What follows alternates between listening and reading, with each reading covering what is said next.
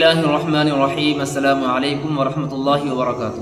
دوستو، میں مفتی عبدالوہاب قاسمی ایک بار پھر آپ کی خدمت میں حاضر ہوا ہوں۔ ایک بھائی نے سوال معلوم کیا ہے کہ اذان کے بعد اذان کی دعا میں ہاتھ اٹھانا چاہیے یا نہیں، یعنی اذان کے بعد میں جو دعا پڑھی جاتی ہے، اللہم رب هذه الدعوة التامة والصلاة القائمة آت محمدا الوسیلة والفضیلة وابعثه مقاما محمودا الذی وعدته انک لا تخلف المیعاد، یہ جو اذان کے بعد کی دعا مسنون ہے، اس مسنون دعا میں ہاتھ اٹھانے چاہیے یا نہیں؟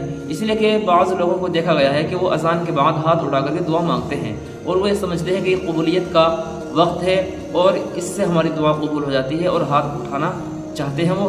تو کیا اس سلسلے میں اسلام کی کوئی تعلیم ہے یا شریعت نے ہمیں حکم دیا ہے کہ اذان کے بعد دعا میں ہاتھوں کو اٹھانا چاہیے یا نہیں؟ اس بارے میں آج ہم بات کرنے والے ہیں۔ دیکھیے بھائی، اس مسئلے کا جواب یہ ہے کہ کچھ دعائیں مسنون ہوتی ہیں اور کچھ دعائیں وہ ہوتی ہیں کہ جب انسان کبھی بھی اللہ سے مانگے تو اس کے لیے کوئی ٹائم نہیں اور اس کے لیے کوئی وضو کی ضرورت نہیں ہے، بس جب بھی دل کے اندر انسان کے ذہن کے اندر کوئی بات آئے تو وہ اللہ سے مانگ لے، تو یقیناً اللہ تبارک و تعالیٰ اس کی دعاؤں کو، اس کی فریاد کو ہر وقت سننے کے لیے تیار ہے۔ ہر وقت اللہ تبارک و تعالیٰ انسانوں کی فریاد کو سنتے ہیں۔ تو ایک تو عام موقع ہوتا ہے کہ جب آدمی نماز کے بعد میں ہاتھ اٹھاتا ہے، دعا مانگتا ہے۔ اسی طریقے سے کہیں آدمی گیا ہے اور وہ اچانک اس کو کوئی ضرورت پیش آئی، نماز کے بعد میں اس نے 2 رکعت نماز پڑھی اور اس کے بعد میں اللہ سے دعا مانگنے شروع کر دی، یا ایسے ہی وہ تنہائی میں اللہ کے سامنے بیٹھ گیا اور خوب دعائیں مانگ رہا ہے۔ تو چونکہ یہ مسنون دعائیں تو نہیں ہے، یہ تو اس کا جب انسان کا جی چاہا اللہ سے مانگنے کے لیے تو وہ اللہ کی طرف متوجہ ہو گیا اور اللہ سے مانگنا شروع کر دیا۔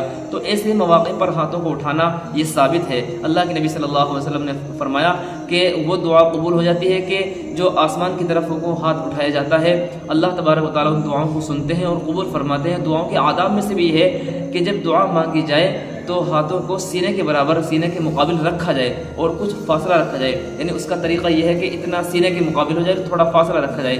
تو یہاں یہ ثابت ہے کہ دعا میں ہاتھ اٹھانا چاہیے، تو یہاں پر یہ ثابت ہے کہ دعا میں ہاتھ اٹھا لینا چاہیے۔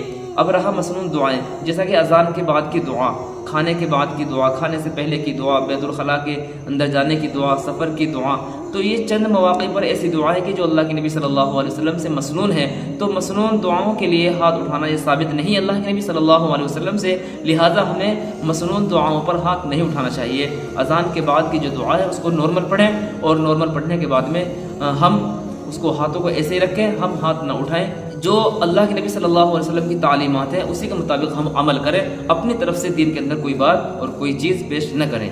امید ہے بات آپ کی سمجھ میں آئی ہوگی۔ آپ لوگ اس ویڈیو کو خوب زیادہ شیئر کیجیے۔ آپ کے بھی کوئی مسائل ہو، کوشچنس ہو تو ضرور کمنٹ باکس میں لکھیں۔ ملتے ہیں نیکسٹ ویڈیو میں، تب تک کے لیے اجازت۔ السلام علیکم ورحمۃ اللہ وبرکاتہ۔